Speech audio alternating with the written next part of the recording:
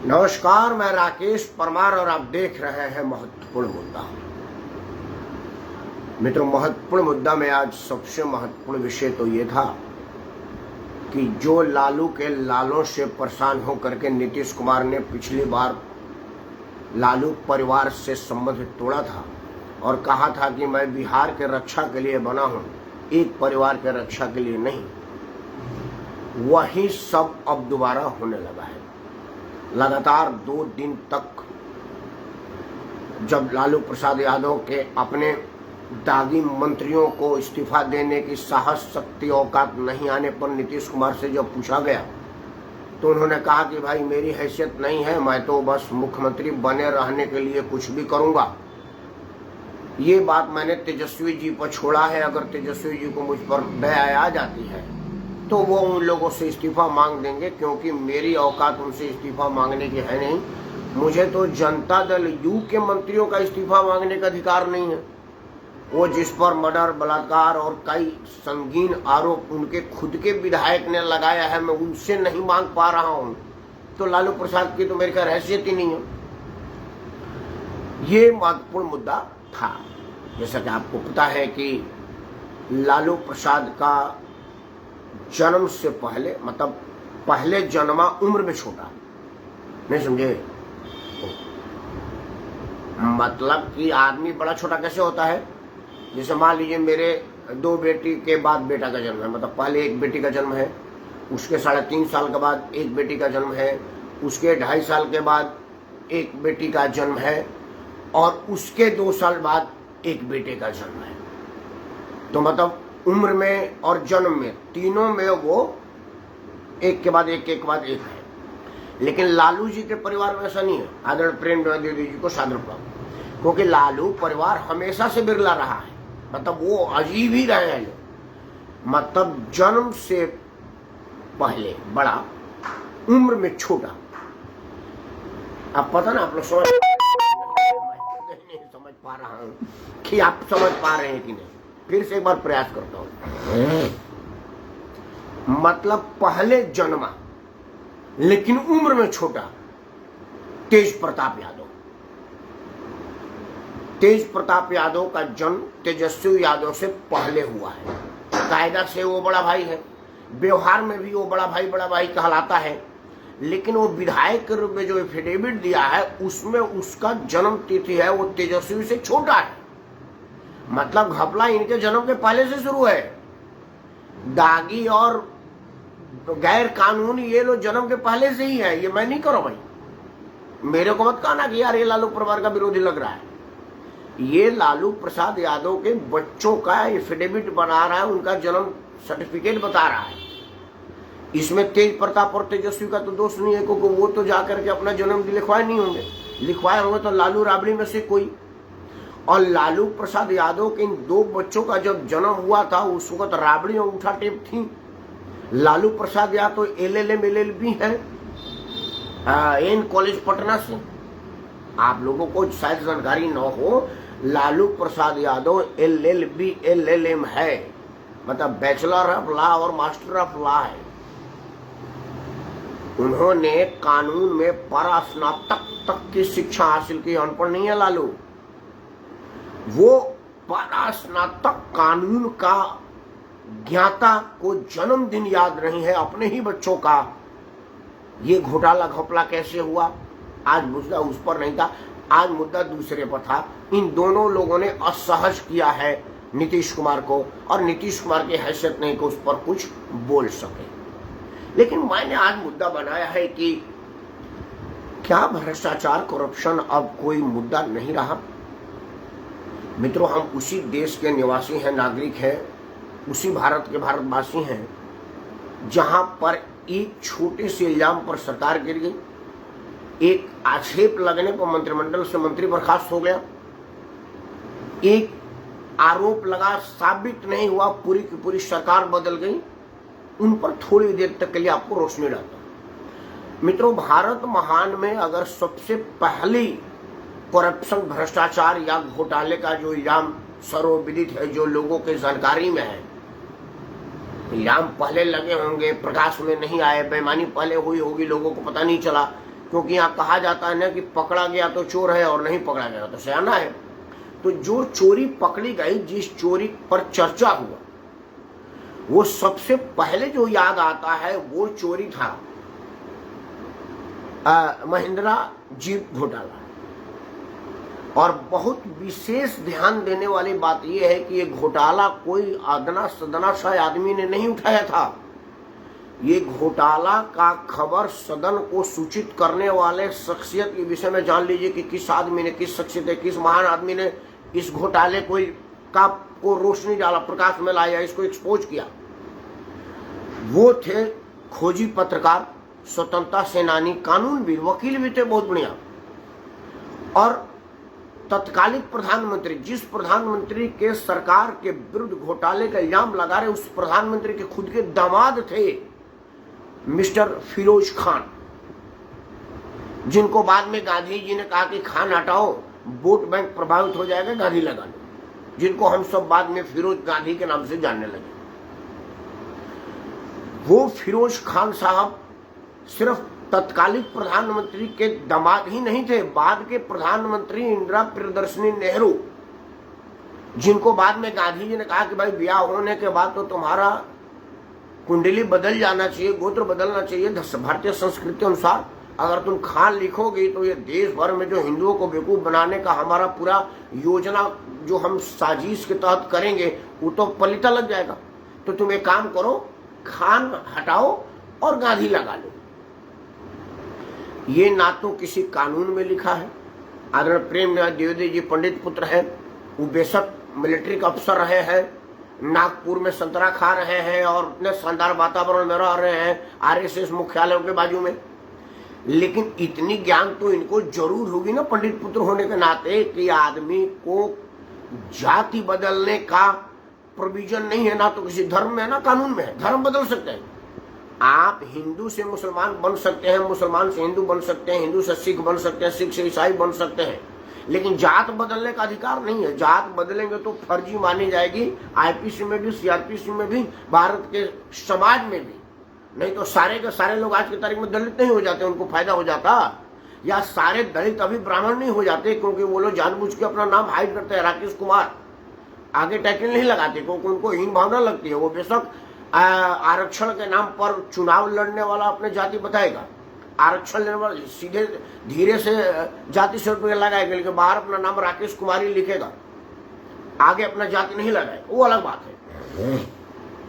लेकिन उन्होंने, पंडित जवाहरलाल नेहरू ने अपने बेटी का जाति ही बदल दिया, मतलब पंडित पुत्री से बनिया पुत्री हो गई, मियां से हिंदू हो गई, वो अलग बात है, वो विषय नहीं है। मतलब विषय था घोटाले का, और रेफरेंस के लिए कह दिया।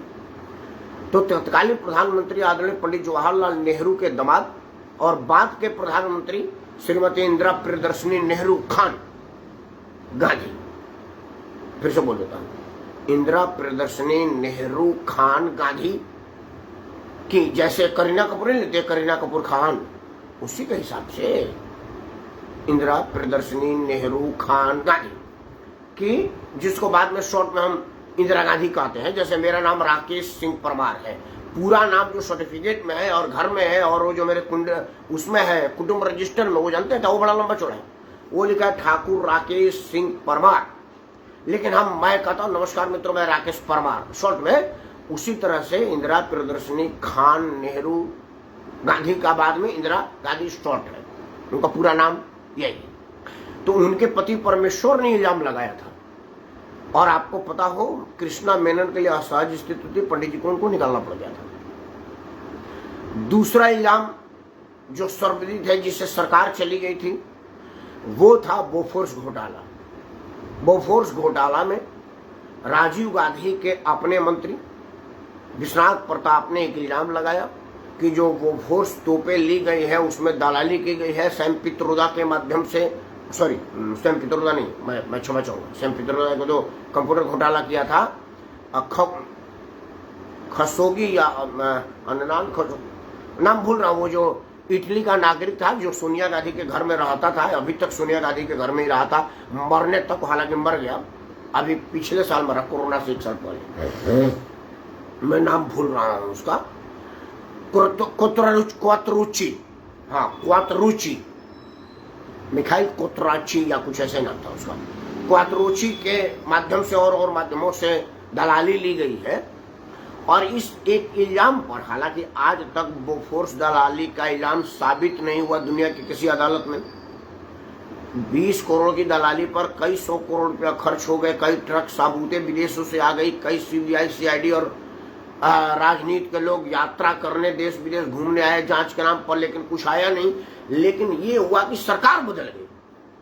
विश्वनाथ प्रताप के एक इल्जाम पर राजीव गांधी की वो सरकार बदल गई जो 415 सीट जीत के लाई थी, और मिस्टर क्लीन का छवि था राजीव गांधी का। और आज भी मेरा मानना है कि राजीव गांधी दागदार नहीं थे, राजनीति में बड़े पवित्र आदमी थे, वो कोरा कागज थे, पुरैन के पात थे।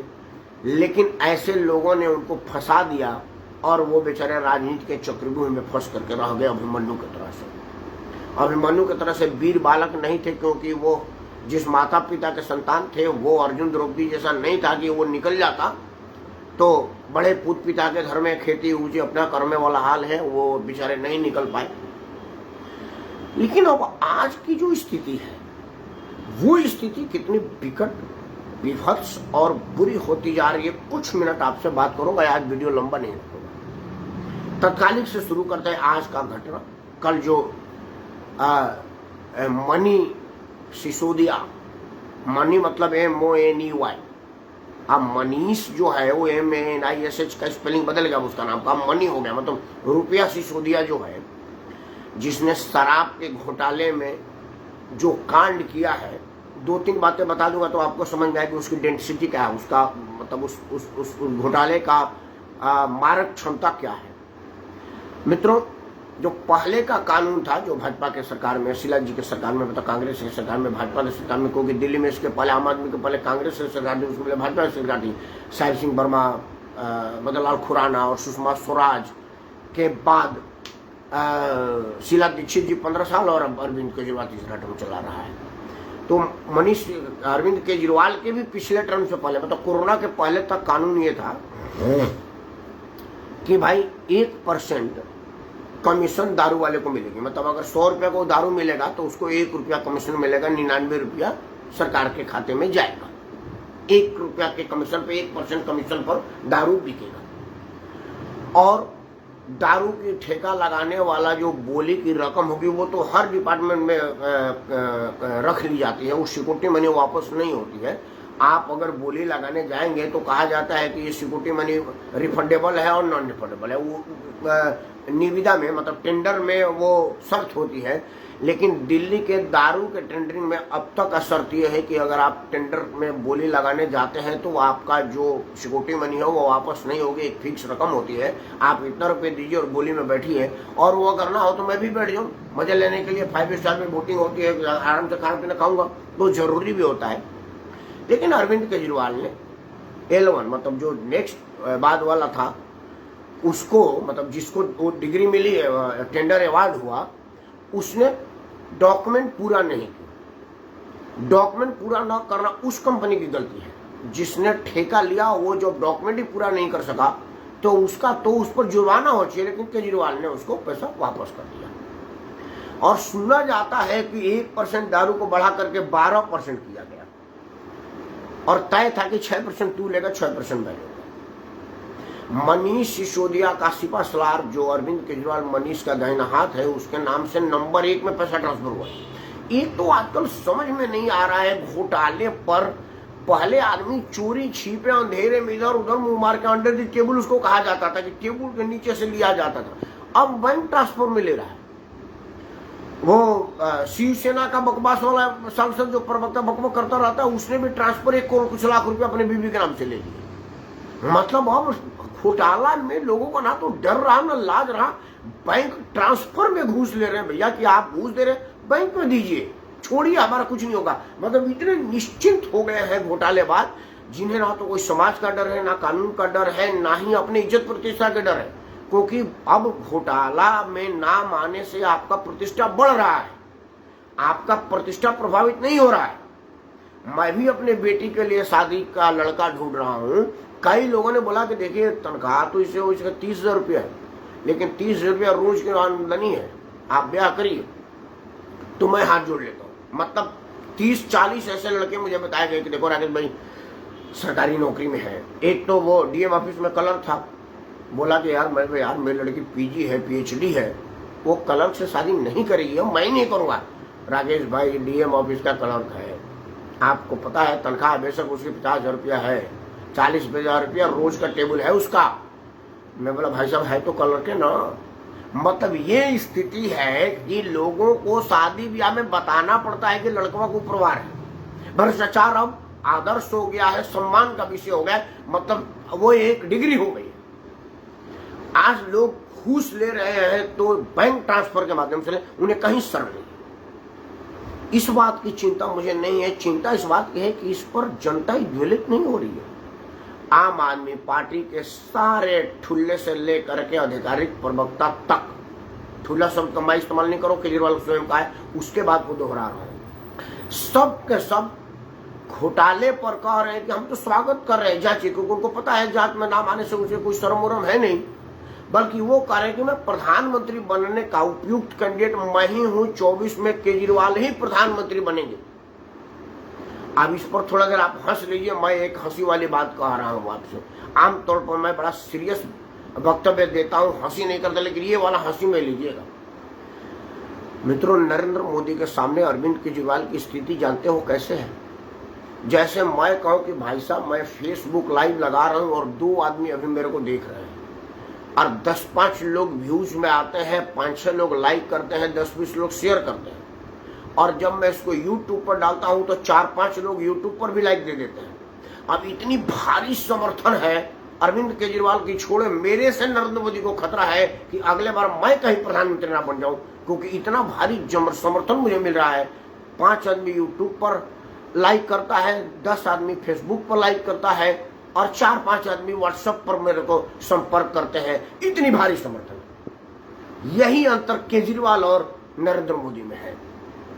जिस आदमी के पास 18-19 राज्यों में उनके नाम पर उनका फोटो दिखा करके सरकार बनी है, जिस आदमी का अपने दम पर लोकसभा में बहुमत हासिल है और राज्यसभा में बहुमत हासिल है, जिस आदमी को आज के तारीख में दुनिया में सम्मान है और धरती का कोई ऐसा कोना नहीं है जहां नरेंद्र मोदी को जानने वाले लोग ना हो और आदर से बुलाते ना हो और मोदी जो वहां का दौरा ना कर चुके हैं, उस आदमी से खतरा है जो एक नगर निगम में नेता है। मतलब दिल्ली निगम में है, सरकार अलग मुख्यमंत्री का नाम दे दिया गया है। तो हमारे यहाँ के भी एक विधायक होते थे, मेरे रिश्तेदार में थे, मेरे पिताजी का आदमी फूफा थे, नाम था मैनेजर सिंह, होते थे विधायक। और हमारे एक भाई है उठा टेप, उनका नाम है वकील सिंह। बिहार में एक दरोगा राज मुख्यमंत्री हुआ करते थे। तो हमारे यहाँ नाम में कोई फर्क नहीं पड़ता। भोजपुरी में कहावत है कि बिनिया करता लक्ष्मी का देखनी हर बाजू तो धनपाल, अम्बर जाते अम्बर से देखनी सब में ठटपाल, तो नाम मत जाइएगा, नाम बहुत है। तो मित्रों, मैं आपको बात कह रहा हूं कि क्या मुख्यमंत्री नाम रख देने से आप इतने बड़े लोकप्रिय हो गए हैं कि प्रधानमंत्री को टक्कर देने लगे हैं? और जो पूर्ण राज पश्चिम बंगाल में अपने दम पर 3 बार से ज्यादा टर्म में मुख्यमंत्री बनी है, जिसके नाम पर फोटो लगा कर लोग प्रधानमंत्री मुख्यमंत्री की लड़ाई लड़ते हैं, वो चुपचाप बैठेगी, उसको कोई नहीं पूछने वाला। उत्तर प्रदेश राज्य में अपने नाम पर सरकार बनाने वाला मुलायम सिंह परिवार चुप रहेगा। लालू प्रसाद यादव जब मर्जी करता है हुंडी घुमाते हैं और नीतीश कुमार छटपटाते हुए आ जाते हैं, वो चुपचाप बैठेगा। तेलुगु देशम का नेता चुपचाप बैठेगा और जो पूरे देश के लोग सब आपके सामने घुटने पा जाएंगे। आप इतने बड़े आदमी हो गए हैं। और तब स्थिति यह है कि आपके सारे मंत्री का यादाश्त में प्रॉब्लम आने वाला है, कुछ का आ गया और कुछ का आएगा, सबके सब तिहाड़ बासी हो रहे हैं और आप सबसे बड़े ईमानदार आदमी हैं, प्रधानमंत्री पद के दावेदार हैं। तो क्या है, अब भ्रष्टाचार एक ऐसा मुद्दा हो गया कि आपको जितना बड़ा भ्रष्टाचार का इल्जाम लगेगा, आप अपने आप को उतना बड़ा नेता घोषित कर देंगे। लाज शर्म अब आपके पास रहेगी नहीं। अंतिम बात 2 ही बताना चाहता हूं, क्योंकि मैं हिट एंड रन नहीं करता, महत्वपूर्ण मुद्दा रखता हूं तो उसका समाधान बताने का भी प्रयास करता हूं। इस समस्या का समाधान क्या है और ये समस्या क्यों है? 2 बातें। समस्या इसलिए है मित्रों कि हमारे देश में राजनीतिक दल साजिश के तहत आजादी के पहले से ही हम पर वो अपना शासन करने का प्लान बना लिए थे। Plan A, plan B, plan C. Plan A उनका था कि इस देश को सबसे पहले धर्म में बांटो, और वो उसमें सफल हो गए। धार्मिक आधार पर देश की बंटवारा हो गई। अब जब देश के सारे मुसलमान धर्म के नाम पर अपने इस्लामिक रिपब्लिक ऑफ पाकिस्तान जाने के लिए हामी भरने लगे, तो लगा उस वक्त के देश के गद्दारों को लगा कि भाई ये कैसे हो गया, ये तो फिर ये तो खड़ा सोना हो जाएगा और सारे वो लोग वहां चले जाएंगे। फिर एक बयान दिया गया कि देखिए जिन लोगों को रहना हो रह सकते हैं, हमें कोई एतराज नहीं। भाई जब धार्मिक आधार पर पाकिस्तान बना था तो धार्मिक आधार पर लोगों को रहने का क्या मतलब था भाई? क्यों रहने दिया? या तो सबको रहने देते, पूरा देश ही होता है एक ही भारत पाकिस्तान, एक भारत महान जो पहले था, क्या बुराई थी? तो फिर धर्म के नाम पर बांटने का क्या मतलब हुआ? जब धर्म के नाम पर यहाँ पर लोगों को रहने दिया तो खैर उसके बाद आया उन लोगों का प्लान बी। प्लान बी आया संविधान में आरक्षण डाल करके समाज को जातीय आधार पर बांटने का, क्योंकि धार पर तो आप बांट चुके हैं। हर बार भारत विविधता दिवस मना करके उसको याद करते हैं। वो हर बार आर्काइव में से वीडियो निकाल करके वो ट्रेनों के ऊपर से काटने की वीडियो चला करके खून खौलाते रहते हैं, और यहाँ पर अपने सिरफिरों से बयान दिलवाते रहते हैं कि आपके नाम पर देश बन गया, पाकिस्तान चले जाओ, ज्यादा पाकिस्तान से प्रेम है तो पाकिस्तान चले जाओ। यहाँ हर नेता पाकिस्तान का पासपोर्ट अधिकारी बना है, वीजा अफसर बना हुआ है, वीजा लेकर के बैठा हुआ है, वो चल ही रहा है। उसके बाद जातीय आधार पर विदेश इतनी फैल गई है कि सिरफिरे अनपढ़ कमकड़ लोग अपने आप को प्रोग्रेसिव बताने और ज्यादा हिंदू विरोध दिखाने के चक्कर में खुद ही हिंदू होते हुए हिंदू देवी देवताओं को गाली देते हैं और अपमानजनक और अश्लील शब्दों का इस्तेमाल करते हैं, ताकि उनको लगे कि मैं बहुत ज्यादा मुस्लिम खास हूँ। और मुसलमान उनका मजाक उड़ाते हैं कि यार कितने बेहुदे आदमी, यार तुम अपने देवी देवताओं की गाली देते हो। ये एक एंगल चला है। इसी वजह से ये जातीय विष बो करके, धार्मिक विष बो के लोग राजनीति में आते हैं, और जब इन पर कोई विवाद उठता है तो कहते हैं कि जाति खतरे में है, और जैसे कोई बड़ा मुद्दा आने वाला होता है वो मटका दिखा देते हैं कि ये जाति है कि जाति नहीं, मटका अलग है पानी पीने के लिए। जबकि सच्चाई है कि बच्चों ने कहा कि मटका उटका तो था नहीं, एक टैंक रखी है और उसी में सब पानी पीते हैं।